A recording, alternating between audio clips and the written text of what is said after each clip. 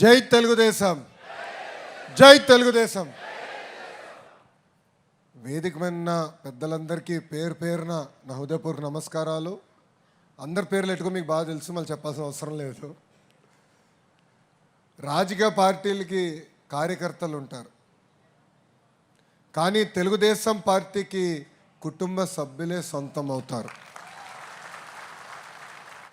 భారతదేశంలో ఎన్నో ప్రాంతీయ పార్టీలు ఉన్నాయి, కానీ కేవలం ఒక తెలుగుదేశం పార్టీలోనే కార్యకర్తల్ని చూస్తే కుటుంబ సభ్యుల్ని చూసే సంస్కారం మనకుంది. అందుకే ఇప్పుడు కూడా హైదరాబాద్ పార్టీ ఆఫీస్కి వెళ్తే సొంత కుటుంబ సభ్యులు ఇంటికి వచ్చినప్పుడు భోజనాలు ఎట్లా పెడతామో అదేవిధంగా ఇప్పుడు కూడా గౌరవ ముఖ్యమంత్రి చంద్రబాబు నాయుడు గారు మనకి హైదరాబాదులో అమరావతి పార్టీ ఆఫీస్లో కూడా భోజనం పెడుతున్నారు. మన జరిగిన మహానాడులో చెప్పా, కార్యకర్తలే మా అధినేత అని. ఇది కేవలం చెప్పేదాని కాదు, కేవలం ఏదో రాసుకుని వెళ్ళేదాని కాదు. ఇది సామాన్య కార్యకర్త దగ్గర నుంచి జాతీయ పార్టీ అధ్యక్షుల వరకు అందరికి అర్థమవ్వాలని మేము పెడతాం జరిగింది. కొంతమంది నాయకులు వస్తారు వెళ్తారు, కానీ కార్యకర్తలే తెలుగుదేశం పార్టీకి సొంతం. 2019 నుంచి 24 మధ్య మనం చూసాం. ఒక అంజిరెడ్డి తాతను చూసాం, ఆయన బీఫామ్ లాక్కోవాలని ఎవరన్నా ప్రయత్నిస్తే తొడగొట్టి మీసాలు తిప్పి రా బిడ్డ రా అని చెప్పినాడు. మంజులమ్మని చూసాం, పల్నాడులో ఏకంగా ఆమె బూత్లో గట్టిగా ఉందని ఆమె పైన దాడి చేస్తే రక్తం కారుతున్నా కూడా బూత్ వదలకుండా చివరి ఓటు పడి మన బాక్స్ని సీల్ చేసే వరకు కదలకుండా నిలబడింది. తోట చంద్రయ్యను కూడా చూసాం,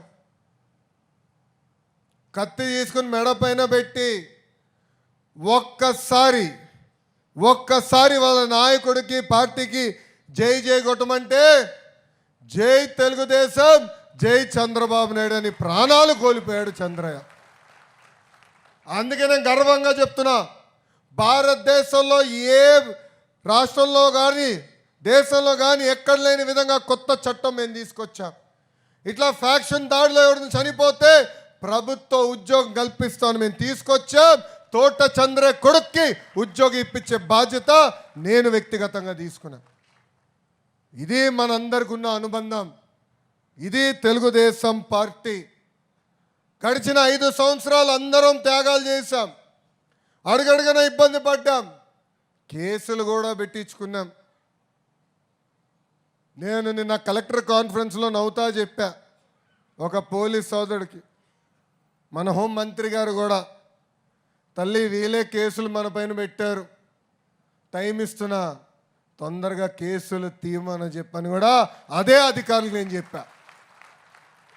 మీ అందరి త్యాగాల వల్ల భారతదేశ చరిత్రలో ఎక్కడ జరిగిన విధంగా 175 స్థానాలలో 164 స్థానాలు మనం కైవసం చేసుకున్నాం.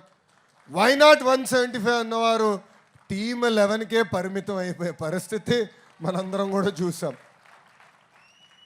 అహంకారం వద్దు, కష్టపడే మనస్తత్వం మనకు కావాలి. ఎన్ని ఆర్థిక ఇబ్బందులున్నాయో నాకు తెలుసు. సకాలంగా జీతాలు చెల్లించడానికి ఇబ్బంది పడుతున్నాం, కానీ చాలని పెన్షన్ని మనం పెంచాం. ఈరోజు గర్వంగా మనందరం చెప్పుకోవాలి, భారతదేశంలో ఏ రాష్ట్రంలో ఇవ్వని విధంగా మనం పెన్షన్ ఇస్తున్నాం. ప్రతి వృద్ధుడికి 4,000 రూపాయలు, వికలాంగులకి 6,000 రూపాయలు, బెడ్కి పరిమితం అవుతే 15,000 రూపాయలు ఇచ్చిన ఏకైక రాష్ట్రం ఆంధ్ర రాష్ట్రం. తల్లికి వందనం అవుదన్నారు, చేసి చూపించాం. ఇంట్లో ఎంతమంది పిల్లలున్నా అంతమంది పిల్లలకి ఈరోజు తల్లికి వందనం ఇస్తున్నాం. ఆనాడు చెప్పాం, మహిళలు ఉచితంగా బస్సులో ప్రయాణించే హక్కు కూడా కల్పిస్తా ఉన్నాం, కల్పించాం. ఈరోజు ఉచితంగా గ్యాస్ సిలిండర్లు అందజేస్తున్నాం. ఇట్లా ఇచ్చిన ప్రతి హామీ నిలబెట్టుకుంది మన కూటమి ప్రభుత్వం. చాలామంది అన్నారు డిఎస్సి అవుతుందా, చేయగలుగుతాడా అని. 150 రోజుల్లో నోటిఫికేషన్ ఇచ్చి ఆఫర్ లెటర్లు వాళ్ళ చేతుల్లో కూడా పెట్టిన ఘనత మన కూటమి ప్రభుత్వం. 1000 కాదు, 2000 కాదు, 16,000 ఉపాధ్యాయుల పోస్టులు. నిన్నగాక మొన్న మనం చూసాం. గౌరవ ముఖ్యమంత్రి చంద్రబాబు నాయుడు గారు, గౌరవ ఉప ముఖ్యమంత్రి పవన్ అన్న, మన హోంమార్చులు అనితమ్మ ముగ్గురు కలిసి సుమారుగా 6,000 మంది పోలీస్ సోదరుల చేతిలో కూడా మనం లెటర్ పెట్టే పరిస్థితికి వచ్చాం. ఇవన్నీ ఒక పద్ధతి ప్రకారం మనం తీసుకెళ్తున్నాం. ఎప్పుడు లేని విధంగా పెట్టుబడులు వస్తున్నాయి. అందరికి తెలుసు రాష్ట్రం కష్టాల్లో ఉంది, రాష్ట్రం ఇబ్బందుల్లో ఉంది. కానీ ఆంధ్ర రాష్ట్రానికి ఒకటి ఉంది, అది బ్రాండ్ చంద్రబాబు నాయుడు గారు. నేను ఈరోజు ఏ కంపెనీకి వెళ్ళినా, ఏ దేశానికి వెళ్ళినా తలుపులు తెరిచి రండి కూర్చోండి, ఏం చేయొచ్చు అని అడుగుతున్నారు. ఆంధ్ర రాష్ట్రానికి పెట్టుబడులు ఎట్ట పెట్టాలో చెప్పండి అని అడుగుతున్నారు. అందుకే ఆయన ఉన్నారు కనుకనే మనం పరిగెత్తుకుంటూ వెళ్ళగలుగుతున్నాం. వాసు చెప్పినట్లు మేమందరం మిసైల్స్ అమ్మా.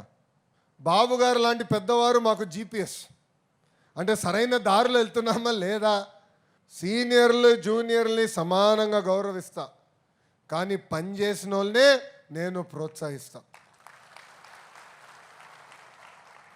చాలామంది కార్యకర్తలు పాదయాత్రలో నన్ను కలిసినప్పుడు అడిగారు, పనిచేసే వాళ్ళకి పని చేయని వాళ్ళకి తేడా ఏంటి సార్ అన్నారు. మీరు ఫోటోలు ఎక్కువ దిగితే ప్రాధాన్యత ఇస్తాను, మీరు ఇస్తారు కదా అని అన్నారు.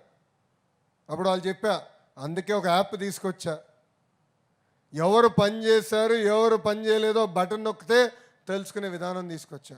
ఓటీపీ ఏంటి, తలుపుతుంది చెల్లమ్మ వెనకాల.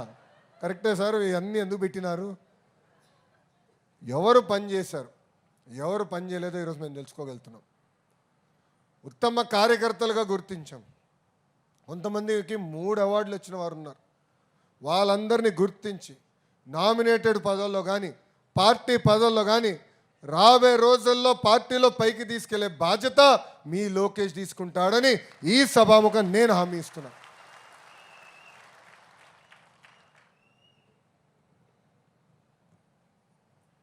అబద్ధం తీయగా ఉంటుంది, కానీ నిజం కొంచెం చేదుగా ఉంటుంది. నేను నిజం చెప్పేవాడిని, ఉంది ఉన్నట్టుగా చెప్తా. ఇక్కడ కార్యకర్తలు అందరూ తెలుసుకుని ఉంటారు. ఇప్పటికీ మనసులో నేనేం దాచుకోను, ఎందుకంటే మనందరం ఒక పెద్ద కుటుంబం, కలిసికట్టుగా నడవాల్సిన కుటుంబం. సో నా మనసులో ఏమున్నా పలికేది ప్రేమగా పలుకుతా, కోపం వస్తే అంతే ఘాటుగా చెప్తాను. మన మంచి కోసం, పార్టీ భవిత కోసం. ఈ భూమిపైన మనందరం శాశ్వతం కాదు, మీ లోకేష్ కూడా శాశ్వతం కాదు. కానీ విశ్వవిఖ్యాత నట సార్వభౌమ స్వర్గీయ నందమూరి తారక రామారావు గారు స్థాపించిన తెలుగుదేశం పార్టీ శాశ్వతం.